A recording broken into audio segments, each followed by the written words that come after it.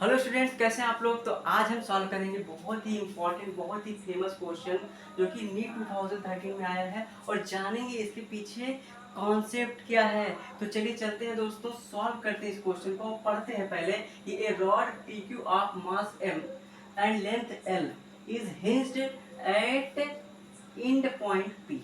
पहले इतना समझ लीजिए। ये कह रहा है कि एक रॉड है, इसकी लेंथ एल है ना, पी क्यू रॉड है। और ये क्या कर रहा है कि पी पॉइंट है ना, ये पॉइंट पी पे क्या हुआ है, हिंज हुआ है। हिंज का मतलब ये है, ऐसा मत सोचिए ये फ्री है, ये हिंज हुआ है यानी यहाँ पर इस यहाँ पर ज्वाइंट कोई पॉइंट है।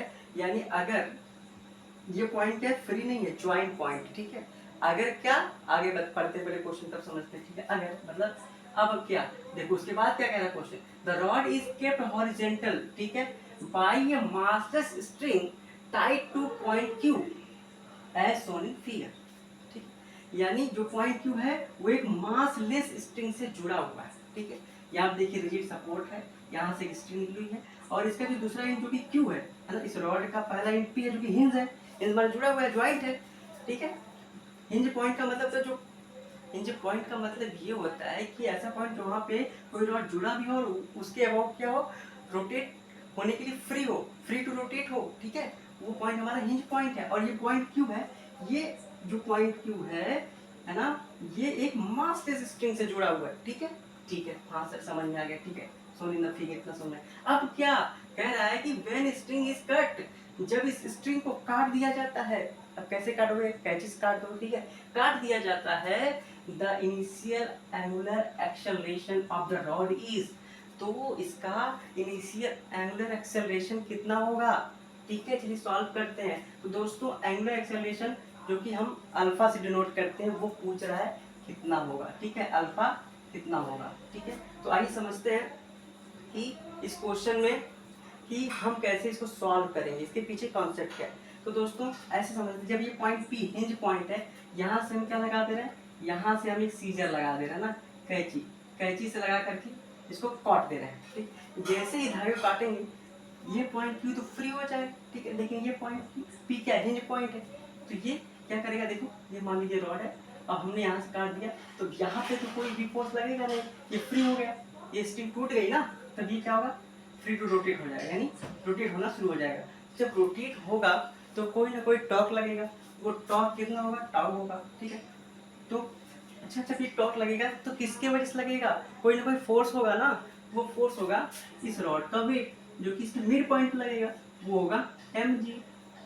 ओके ओके दोस्तों, तो एम जी लगेगा, ठीक है। तो हमने मान लीजिए एम जी लगा। तो अब देखो मिड पॉइंट पे टोटल लेंथ क्या है, तो हाफ लेंथ कितनी हो जाएगी, एल बाई टू। यस, क्योंकि इसके सेंटर ऑफ मास से ही तो ये इसका वेट एक्ट करेगा, ठीक है। तो हाफ लेंथ कितनी हो जाएगी, सेंटर ऑफ मास रॉड का मिड पॉइंट होता है, तो हाफ लेंथ हो जाएगी एल बाई टू, ठीक है। तो टॉर्क कितना हो जाएगा, टॉर्क टाउ इक्वल हो जाएगा फोर्स इनटू परपेंडिकुलर डिस्टेंस, ये तो आपको पता है। टॉर्क टाउ बराबर कितना हो जाएगा, फोर्स क्या है mg, और परपेंडिकुलर डिस्टेंस कितना, देखो mg इसका फोर्स हो गया, परपेंडिकुलर डिस्टेंस कितनी हो जाएगी, L by two into L by to. तो इसको हम मान लेंगे इक्वेशन नंबर 1, ठीक है। इतना समझ में आया, हाँ सर समझ में आ गया, ठीक है। अब बाबू ये जब ये स्ट्रिंग कट गई है और ये रोटेट कर रहा है तो इसका कोई ना कोई मोमेंट ऑफ इनर्शिया तो होगा ना इस रॉड का, हाँ सर होगा। लेकिन कितना होगा सर, रॉड का मोमेंट ऑफ इनर्शिया तो एम एल स्क्वायर बाई 12 पता नहीं भाई, यहाँ पे रॉड के एक इंड के अबाउट निकालना है। आप पढ़े हैं जब रॉड के सेंटर ऑफ मास से मोमेंट ऑफ इनर्शिया निकालते हैं ना, तो होता है एम एल स्क्वायर बाई 12। लेकिन जब इंड से उसके अबाउट द इंड पॉइंट, किसी भी रॉड के end point moment of inertia निकालते हैं तो कितना होता है सर, कितना होता है आप ही बता दो, होता है M L square by 3। Yes, तो आप फार्मूला पढ़े हो, आई और अल्फा के बीच में क्या रिलेशन है, टाउ आई अल्फा के बीच में अगर आप रिलेशन पढ़े तो बहुत इंपॉर्टेंट फार्मूला आपको भूलना नहीं चाहिए, that is tau is equal to I alpha. Yes, equation number 2। Okay, तो फ्रॉम इक्वेशन 1 फ्रॉम इक्वेशन 2 आप देख रहे हो है ना, लेफ्ट लेफ्ट बराबर है तो राइट राइट भी क्या होगा, आपस में बराबर होगा, तो आप इक्वेट कर दो, ये हो जाएगा M G L by two is equal to I की वैल्यू रख दो M L square by 3, alpha को एज इट इज रहने दो, ओके। हाँ सर। अब अल्फा की वैल्यू निकालो। देखो यहाँ पे एल एल से क्या हो जाएगा, कैंसिल हो जाएगा, एम से एम कैंसिल हो जाएगा, तो अल्फा इक्वल टू कितना हो जाएगा, दैट इज 3G/2L। ठीक है।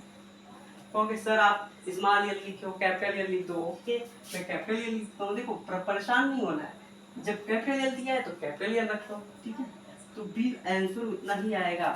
ठीक है, परेशान होने की जरूरत नहीं है।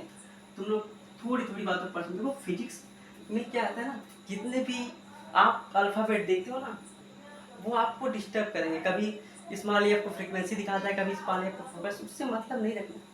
मतलब हमें रखना है कि हमें फार्मूला हमारा सही है कि नहीं, कॉन्सेप्ट हमारा सही है कि नहीं। ठीक है, तो यहाँ पे लेंथ कैपिटल एल दिया है, तो आप यहाँ पे कैपिटल एल लिख लो बस, तभी तो आपका आंसर सेम ही होगा। यस और नो? यस सर, आप सही कह रहे हो। यस, तो हमारा कौन सा ऑप्शन सही है बच्चों? हमारा ऑप्शन सही है option number D, that is 3G/2। ठीक है, तो बच्चों ये वीडियो कैसा लगा हमें कमेंट में जरूर बताइएगा। मिलेंगे नेक्स्ट वीडियो में, तब तक के लिए जय हिंद।